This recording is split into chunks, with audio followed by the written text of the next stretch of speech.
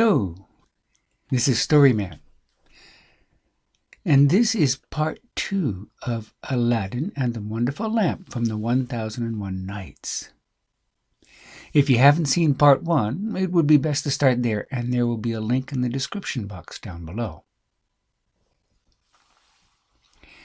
As a quick reminder of what has happened so far, Aladdin was taken by the African magician who pretended to be his uncle to a place where the ground opened up and there was a cave of treasures. Aladdin was supposed to get the magic lamp for the magician, but the magician lost his temper and caused the earth to close up upon Aladdin. But Aladdin had a magic ring from his uncle and the magic lamp, and he not only got out of the cave but lived with his mother in comfort, although in a very simple style, provided with sustenance by the genie of the lamp. So here we go with part 2 of the story.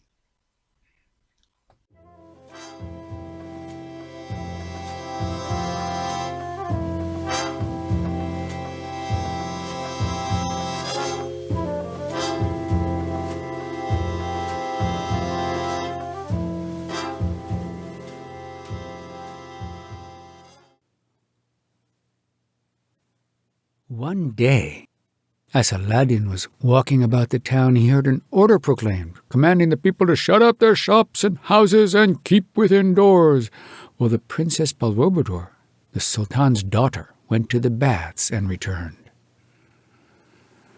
This proclamation inspired Aladdin with eager curiosity to see the princess's face, which he could not do without admission into the house of some acquaintance, and then only through a window. But to gratify his curiosity, he presently thought of a scheme which succeeded. It was to place himself behind the door of the bath, which was so situated that he could not fail of seeing her face. Aladdin had not waited long before the princess came, and he could see her plainly enough through a chink of the door without being discovered. She was attended by a great crowd of ladies, slaves, and eunuchs who walked on each side and behind her. When she came within 3 or 4 paces of the door of the baths, she took off her veil and gave Aladdin an opportunity of a full view. As soon as Aladdin had seen the princess, his heart could not withstand those inclinations so charming an object always inspires. She was the most beautiful brunette in the world. Her eyes were large, lively, and sparkling, her looks sweet and modest, her nose was of a just proportion and without a fault, her mouth small, her lips of a vermilion red. In a word, all the features of her face were perfectly regular. It is not therefore surprising that Aladdin, who had never before seen such a blaze of charms, was dazzled and his senses ravished by such an assemblage. With all these perfections, the princess had so majestic an air that the sight of her was sufficient to inspire love and admiration. After the princess had passed by and entered the baths, Aladdin remained some time astonished and in a kind of ecstasy, retracing and imprinting the idea of so charming an object deeply in his mind. But at last he resolved to quit his hiding-place and go home. He could not so far conceal his uneasiness but that his mother perceived it, was surprised to see him so much more thoughtful than usual, and asked him if he were ill.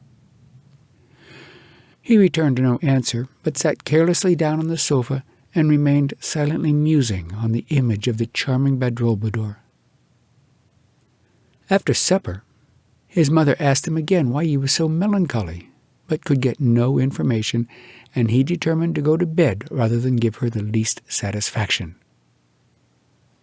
As he sat next day on the sofa opposite his mother, however, as she was spinning cotton, he spoke to her in these words. "I perceive, mother, that my silence yesterday has much troubled you.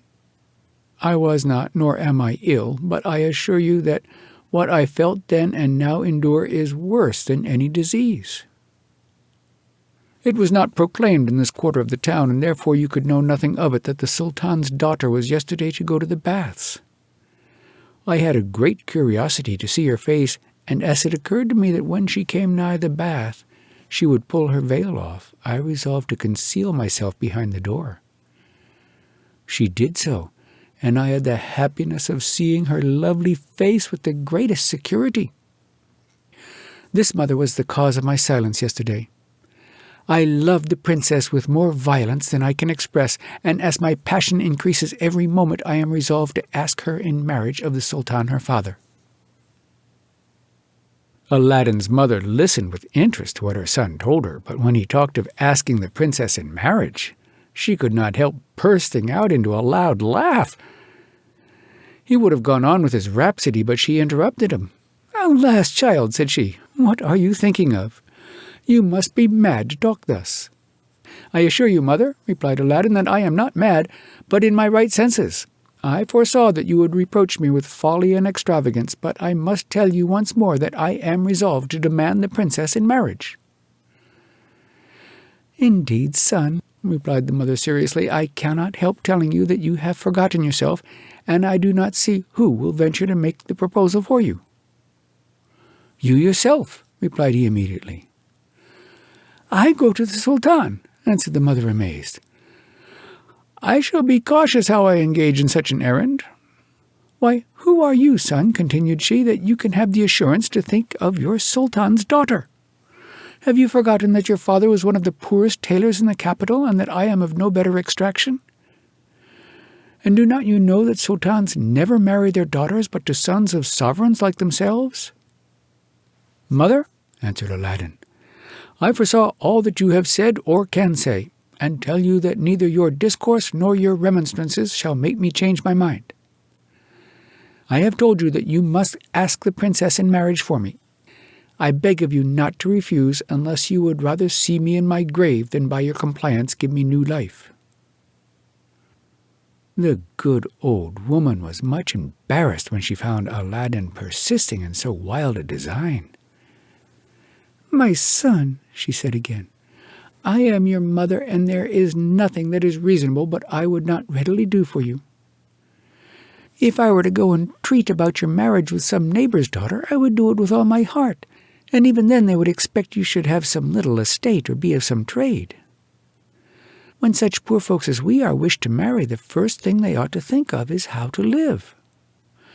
But without reflecting on the meanness of your birth and the little fortune you have to recommend you, you aim at the highest pitch of exaltation, and your pretensions are no less than to demand in marriage the daughter of your sovereign, who with one single word can crush you to pieces.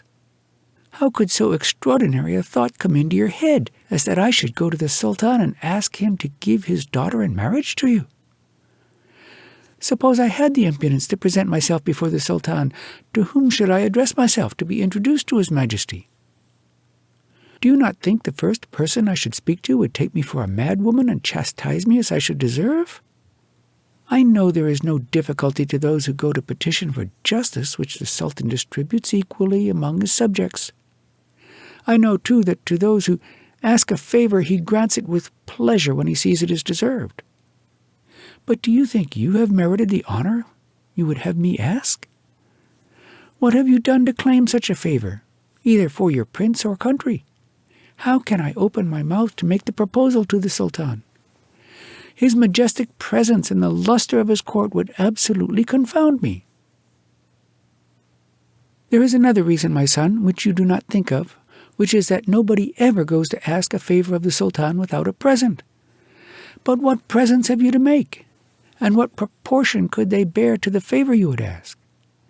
Therefore reflect well, and consider that you aspire to an object which it is impossible for you to obtain." Aladdin heard very calmly all that his mother could say to dissuade him from his design, and after he had weighed her representations, replied, "I own, mother, it is great rashness in me to presume to carry my pretensions so far, and a great want of consideration to ask you to go and make the proposal to the Sultan, without first taking proper measures to procure a favorable reception. And I therefore beg your pardon. But be not surprised that I did not at first see every measure necessary to procure me the happiness I seek. I love the princess and shall always persevere in my design of marrying her. I am obliged to you for the hint you have given me, and look upon it as the first step I ought to take to procure the happy issue I promised myself. You say that it is not customary to go to the Sultan without a present, and that I have nothing worthy of his acceptance. Do not you think, mother, that what I brought home with me on the day which I was delivered from death may be an acceptable present? I mean those things that you and I both took for colored glass, but now I can tell you that they are jewels of inestimable value. I know the worth of them by frequenting the shops, and you may take my word that all the precious stones which I saw in the jewelers' shops were not to be compared to those we have, either for size or beauty. I am persuaded that they will be received very favorably by the Sultan. You have a large porcelain dish fit to hold them. Fetch it, and let us see how they will look when we have arranged them according to their different colors. Aladdin's mother brought the china dish, when he took the jewels out of the 2 purses in which he had kept them and placed them in order according to his fancy. But the brightness and luster they emitted in the daytime so dazzled the eyes both of mother and son that they were astonished beyond measure. For they had only seen them by the light of a lamp, and though the latter had beheld them pendant on the trees like fruit beautiful to the eye, yet as he was then but a boy, he looked on them only as glittering playthings. After they had admired the beauty of the jewels some time, Aladdin said to his mother, "Now you cannot excuse yourself from going to the Sultan under pretext of not having a present to make him, since here is one which will gain you a favorable reception." Though the good widow did not believe the precious stones so valuable as her son estimated them, she thought such a present might nevertheless be agreeable to the Sultan. But she still hesitated. "My son," said she, "I cannot conceive that the Sultan will look upon me with a favorable eye. I am sure that if I attempt to deliver your strange message, I shall have no power to open my mouth. Therefore I shall not only lose my labor, but the present, which you say is so valuable, and shall return home again in confusion to tell you that your hopes are frustrated. But," added she, "I will do my best to please you, though certainly the Sultan will either laugh at me or be in so great a rage as to make us both the victims of his fury." She used many other arguments to endeavor to make Aladdin change his mind, but he persisted in importuning his mother to execute his resolution, and she, out of tenderness, complied with his request. As it was now late, and the time for admission to the palace was past, the visit was put off till the next day. The mother and son talked of different matters the remaining hours, and Aladdin strove to encourage her in the task she had undertaken, while she could not persuade herself she should succeed, and it must be confessed that she had reason enough to doubt. "Child," said she to Aladdin, "if the Sultan should hear my proposal with calmness, and after this should think of asking me where lie your riches and your estate, what answer would you have me return him?" "Let us not be uneasy, mother," replied Aladdin, "about what may never happen. First let us see how the Sultan receives, and what answer he gives you. If he desires to be informed of what you mention, I am confident that the lamp will not fail me in time of need."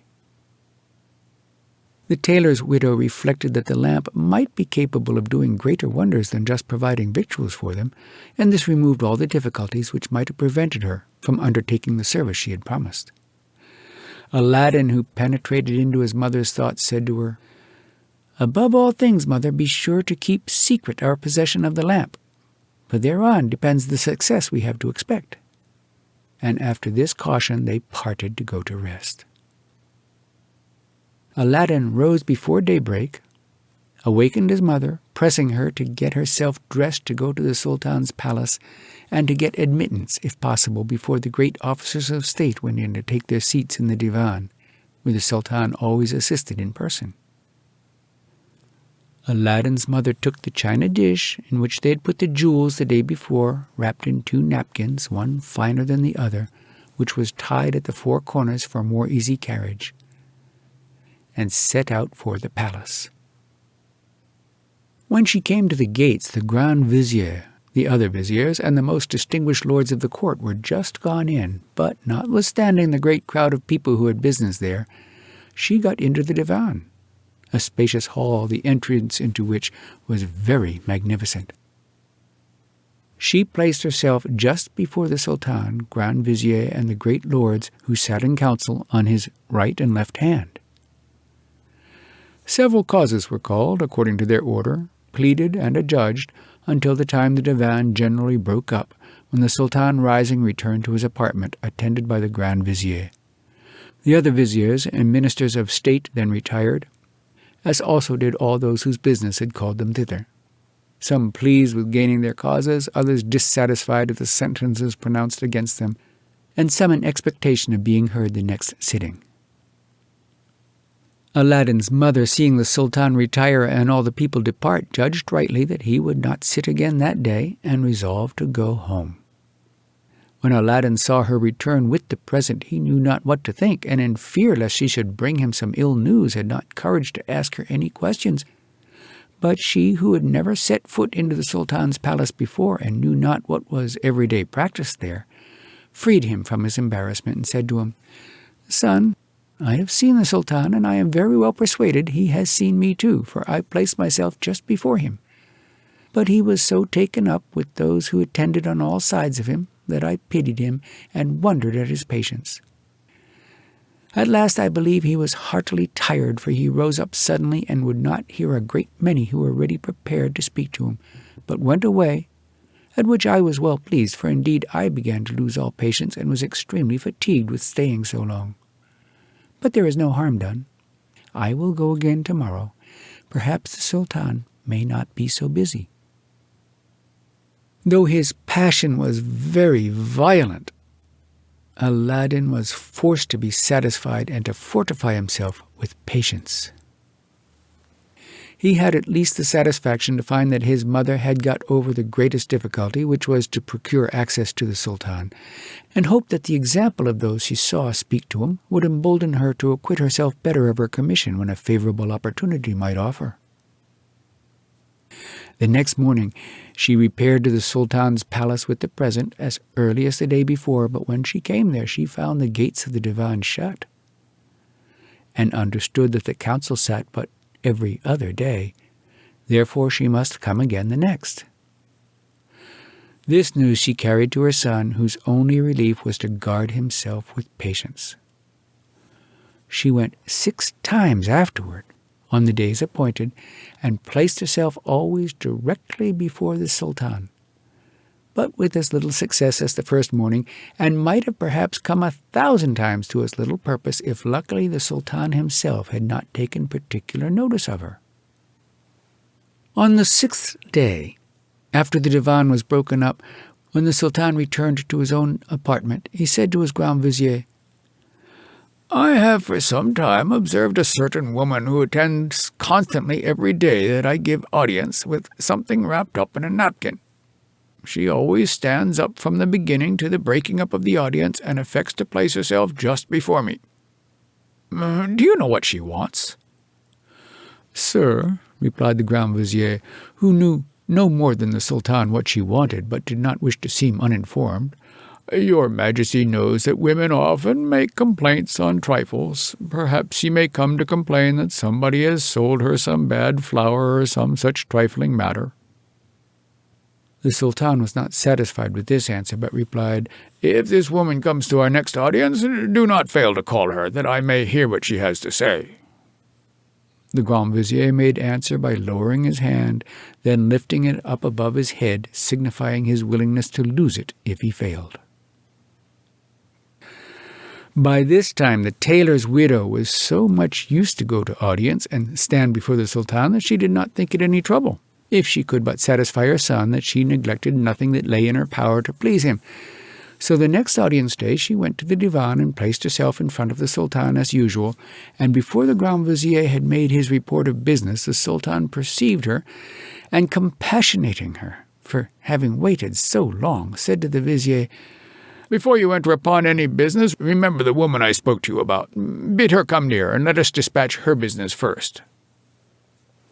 The Grand Vizier immediately called the chief of the mace-bearers and, pointing to her, bade him, "Tell her to come before the Sultan."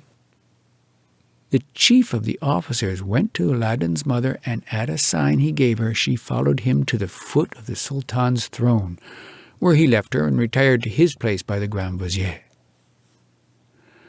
The old woman bowed her head down to the carpet which covered the platform of the throne, and remained in that posture till the Sultan bade her rise, when he said to her, "Good woman, I have observed you to stand from the beginning to the rising of the divan. What business brings you here?"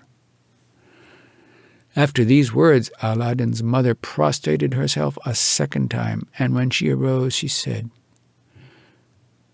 "Monarch of monarchs, before I tell your majesty the extraordinary and incredible business which brings me before your high throne, I beg of you to pardon the boldness of the demand I am going to make, which is so uncommon that I tremble and am ashamed to propose it to my sovereign." In order to give her the more freedom to explain herself, the Sultan ordered all to quit the divan but the Grand Vizier, and then told her she might speak without restraint. Aladdin's mother, not content with this favor of the Sultan's to save her the confusion of speaking before so many people, was, notwithstanding, a little apprehensive. Therefore, resuming her discourse, she said, "I beg of your majesty, if you should think my demand the least offensive, to assure me first of your forgiveness." "Well," replied the Sultan, "I will forgive you, be what it may, and no hurt shall come to you. Speak boldly."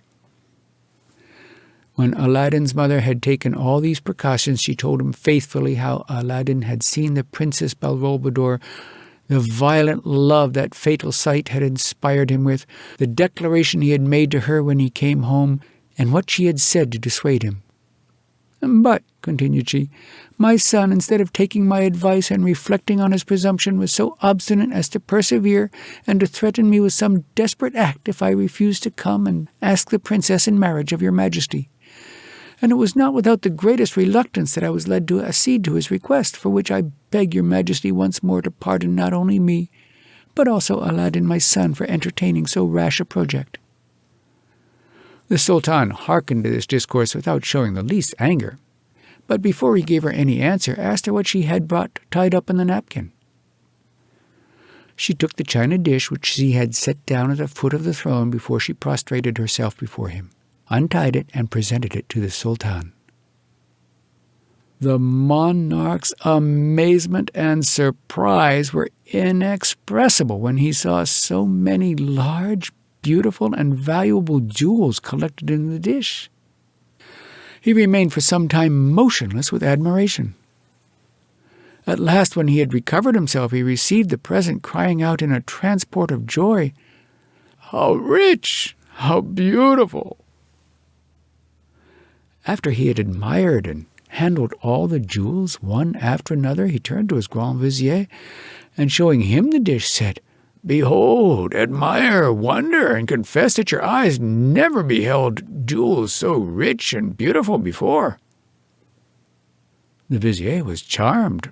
"Well," continued the Sultan, "what sayest thou to such a present? Is it not worthy of the princess my daughter? And ought I not to bestow her on one who values her at so great price?" These words put the Grand Vizier into extreme agitation. The Sultan had some time before signified to him his intention of bestowing the princess on a son of his. Therefore he was afraid, and not without grounds, that the present might change his majesty's mind. Therefore, going to him and whispering him in the ear, he said, "I cannot but own that the present is worthy of the princess, but I beg of your majesty to grant me 3 months before you come to a final resolution. I hope before that time my son, on whom you have had the goodness to look with a favorable eye, will be able to make a nobler present than Aladdin, who is an entire stranger to your majesty." The Sultan, though he was fully persuaded that it was not possible for the Vizier to provide so considerable a present for his son, yet hearkened to him and granted his request.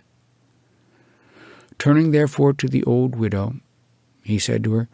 "Good woman, go home and tell your son that I agree to the proposal you have made me, but I cannot marry the princess my daughter till the paraphernalia I designed for her be got ready, which cannot be finished these 3 months. But at the expiration of that time, come again." The widow returned home much more gratified than she had expected, since she had met with a favorable answer. Aladdin thought himself the most happy of all men at hearing this news, and thanked his mother for the pains she had taken in the affair, the good success of which was of so great importance to his peace. When 2 of the 3 months were past, his mother one evening going to light the lamp and finding no oil in the house, went out to buy some. And when she came into the city, found a general rejoicing. The shops were open, dressed with foliage, silks, and carpeting, everyone striving to show their zeal in the most distinguished manner according to their ability. The streets were crowded with officers in habits of ceremony, mounted on horses richly caparisoned, each attended by a great many footmen. Aladdin's mother asked the oil merchant what was the meaning of all this preparation of public festivity. "Whence come you, good woman," said he, "that you do not know that the Grand Vizier's son is to marry the Princess Bedrulbudur, the Sultan's daughter, tonight? She will presently return from the baths, and these officers whom you see are to assist at the cavalcade to the palace, where the ceremony is to be solemnized." This was news enough for Aladdin's mother. She ran till she was quite out of breath home to her son, who little suspected any such event. "Child," cried she, "you are undone. You depend upon the Sultan's fine promises, but they will come to nothing." Aladdin was alarmed at these words. "Mother," replied he, "how do you know the Sultan has been guilty of a breach of promise?" "This night," answered the mother, "the Grand Vizier's son is to marry the Princess Bedrulbudur." She then related how she had heard it, so that he had no reason to doubt the truth of what she said. At this account, Aladdin was thunderstruck. Any other man would have sunk under the shock, but a sudden hope of disappointing his rival soon roused his spirits, and he bethought himself of the lamp which had in every emergency been so useful to him. And without venting his rage in empty words against the Sultan, the Vizier, or his son, he only said, "Perhaps, mother, the Vizier's son might not be so happy tonight as he promises himself. While I go into my chamber a moment, do you get supper ready." She accordingly went about it, but guessed that her son was going to make use of the lamp to prevent, if possible, the consummation of the marriage. When Aladdin had got into his chamber, he took the lamp, rubbed it in the same place as before, when immediately the genie appeared and said to him, "What wouldst thou have? I am ready to obey thee as thy slave, and the slave of all those who have that lamp in their possession. I and the other slaves of the lamp." "Hear me," said Aladdin. "Thou hast hitherto brought me whatever I wanted as to provisions, but now I have business of the greatest importance for thee to execute. I have demanded the Princess Bedrulbudur in marriage of the Sultan, her father. He promised her to me, only requiring 3 months' delay, but instead of keeping that promise, has this night planned to marry her to the Grand Vizier's son. What I ask of you is that as soon as the two are made one, you bring them both hither to me." "Master," replied the genie, "I will obey you. Have you any other commands?" "None at present," answered Aladdin, and then the genie disappeared. Aladdin, having left his chamber, supped with his mother with the same tranquillity of mind as usual, and after supper talked of the princess's marriage as of an affair wherein he had not the least concern. He then retired to his own chamber again, but sat up waiting the execution of his orders to the genie. In the meantime, everything was prepared with the greatest magnificence in the Sultan's palace to celebrate the princess's nuptials, and the evening was spent with all the usual ceremonies and great rejoicings.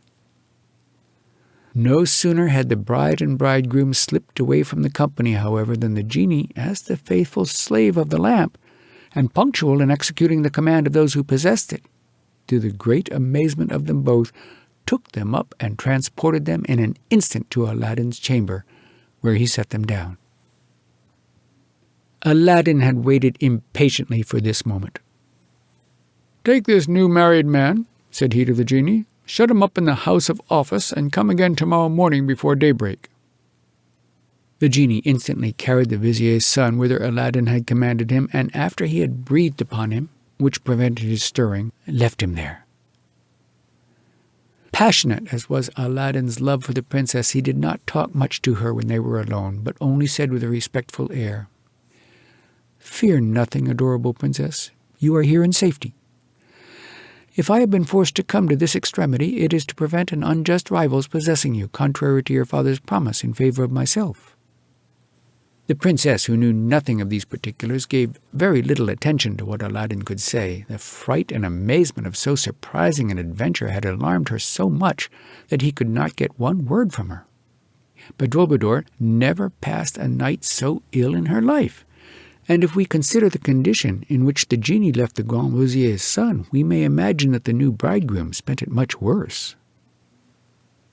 Aladdin had no occasion the next morning to rub the lamp to call the genie, who appeared at the hour appointed and said to him, "I am here, master. What are your commands?"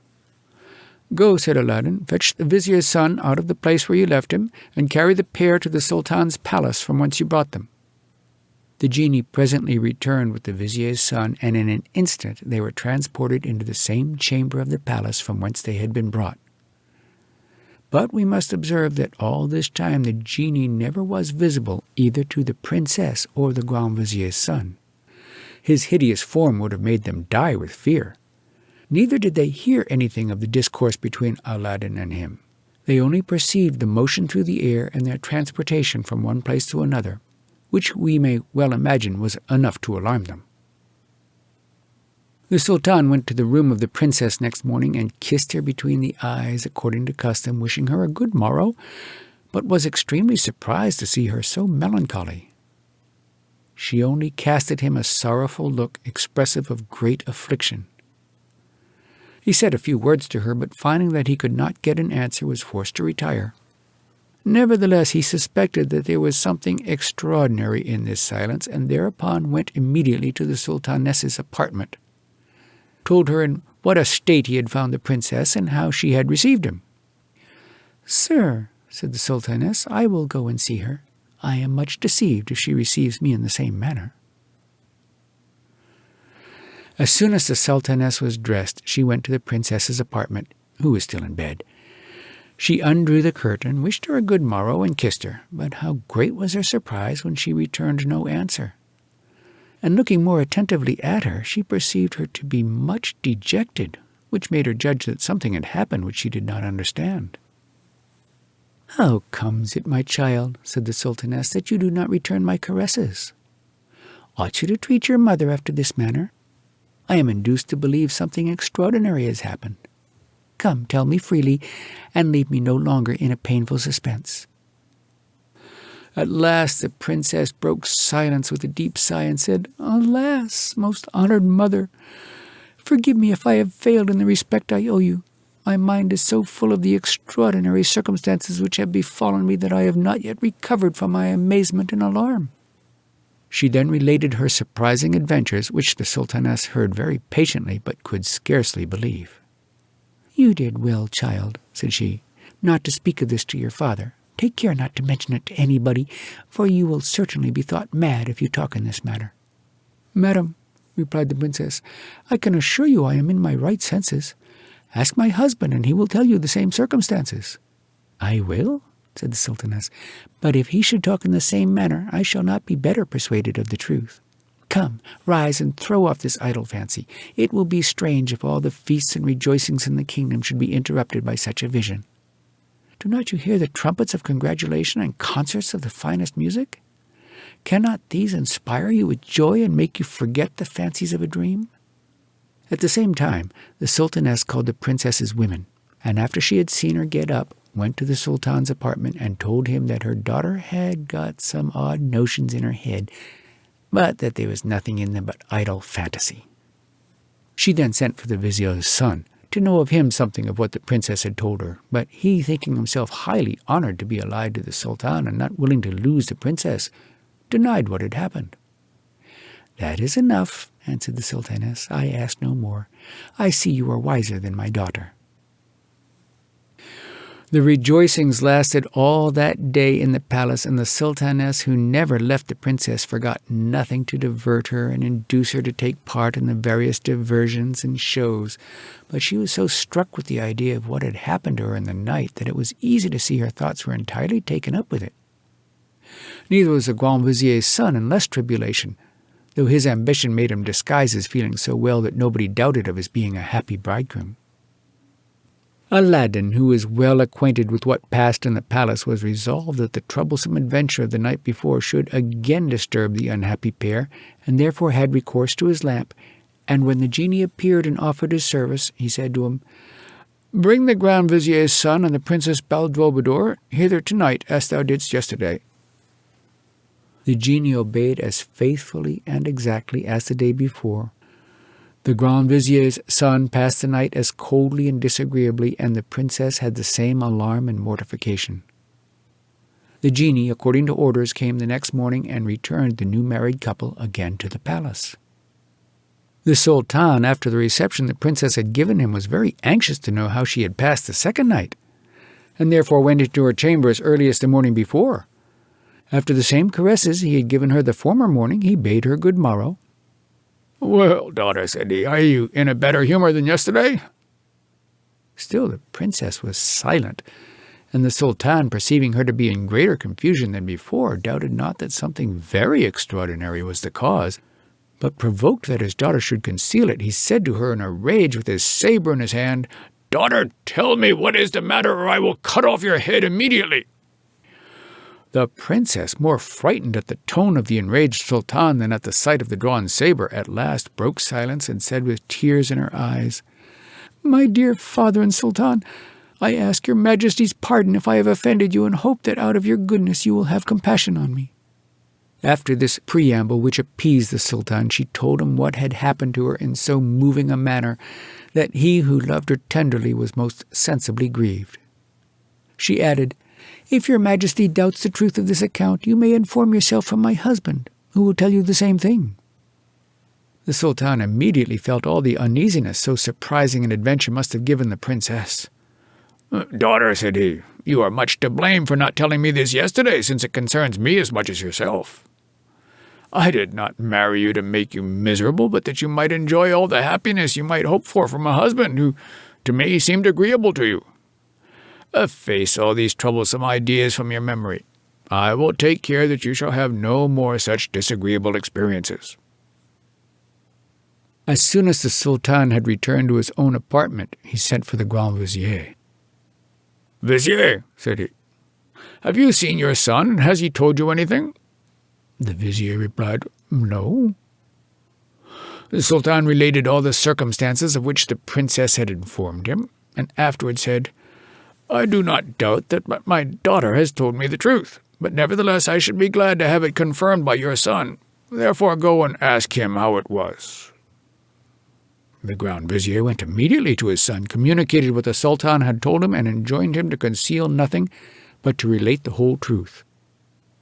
"I will disguise nothing from you, father," replied the son, "for indeed all that the princess has stated is true.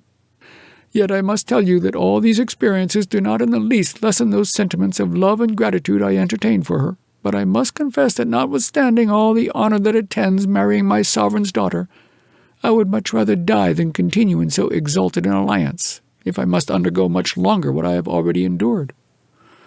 I do not doubt but that the princess entertains the same sentiments, and that she will readily agree to a separation which is so necessary both for her repose and mine. Therefore, father, I beg by the same tenderness which led you to procure me so great an honor to obtain the sultan's consent that our marriage may be declared null and void." Notwithstanding the Grand Vizier's ambition to have his son allied to the sultan, the firm resolution he saw he had formed to be separated from the princess caused the father to give his majesty a full account of what had passed, begging him finally to give his son leave to retire from the palace, alleging it was not just that the princess should be a moment longer exposed to so terrible a persecution upon his son's account. The Grand Vizier found no great difficulty to obtain what he asked, as the Sultan had determined upon it already. Orders were given to put a stop to all rejoicings in the palace and town, and expresses dispatched to all parts of his dominions to countermand his first orders, and in a short time all merrymaking ceased. This sudden change gave rise, both in the city and kingdom, to various speculations and inquiries, but no other account could be given of it, except that both the Vizier and his son went out of the palace much dejected. Nobody but Aladdin knew the secret, who rejoiced at the happy success procured by his lamp. Neither the Sultan nor the Grand Vizier, who had forgotten Aladdin and his request, had the least thought that he had any concern in the enchantment which caused the dissolution of the marriage. Aladdin waited till the 3 months were completed which the Sultan had appointed for the consummation of the marriage between the Princess Bedrulbudour and himself, and the next day sent his mother to the palace to remind the Sultan of his promise. The widow went to the palace and stood in the same place as before in the hall of audience. The Sultan no sooner cast his eyes upon her than he knew her again, remembered her business, and how long he had put her off. Therefore, when the Grand Vizier was beginning to make his report, the Sultan interrupted him and said, Vizier, I see the good woman who made me the present of jewels some months ago. Forbear your report till I have heard what she has to say. The Vizier, looking about the divan, perceived the tailor's widow, and sent the chief of the mace-bearers to conduct her to the Sultan. Aladdin's mother came to the foot of the throne, prostrated herself as usual, and when she rose, the Sultan asked her what she would have. "Sir," said she, "I come to represent to your Majesty, in the name of my son Aladdin, that the 3 months at the end of which you ordered me to come again are expired, and to beg you to remember your promise." The Sultan, when he had fixed a time to answer the request of this good woman, had little thought of hearing any more of a marriage which he imagined would be very disagreeable to the princess.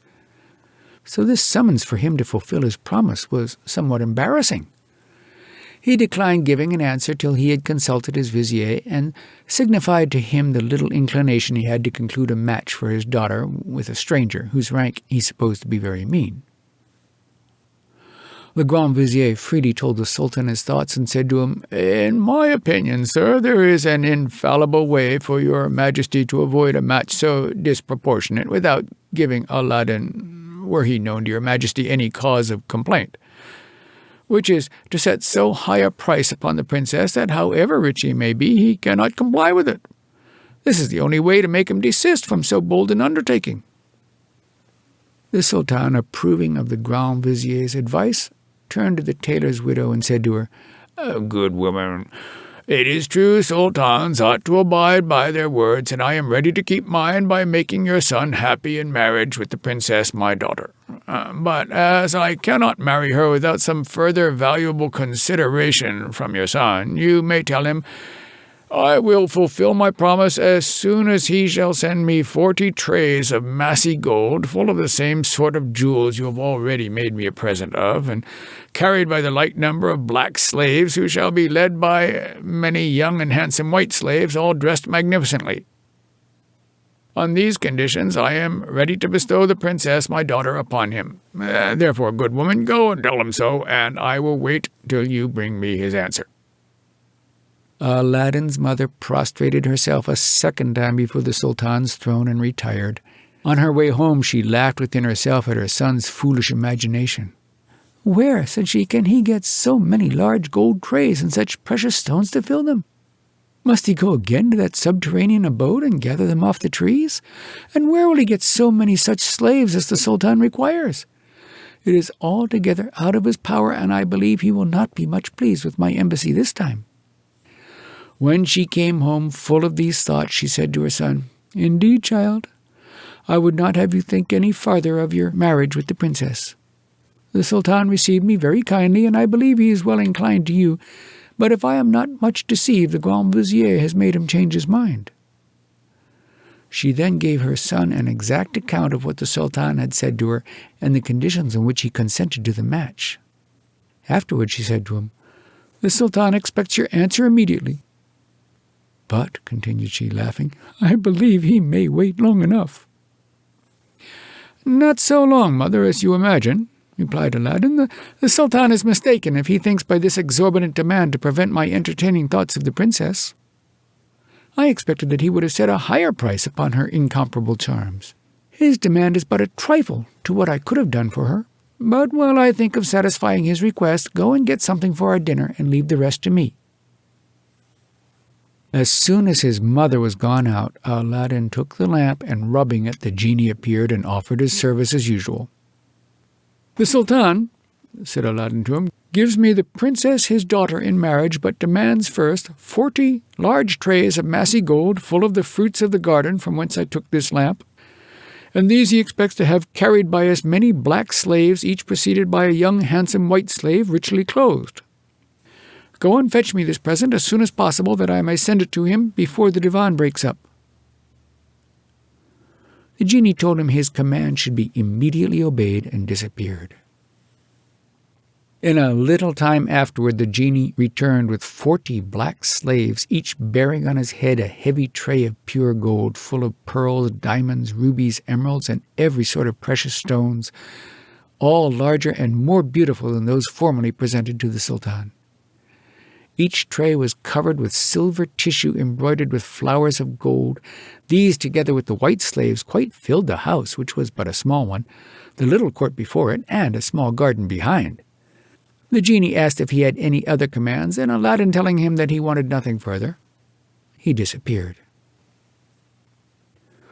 When Aladdin's mother came from market, she was much surprised to see so many people and such vast riches. As soon as she had laid down her provisions, she was going to pull off her veil, but her son prevented her and said, "Mother, let us lose no time.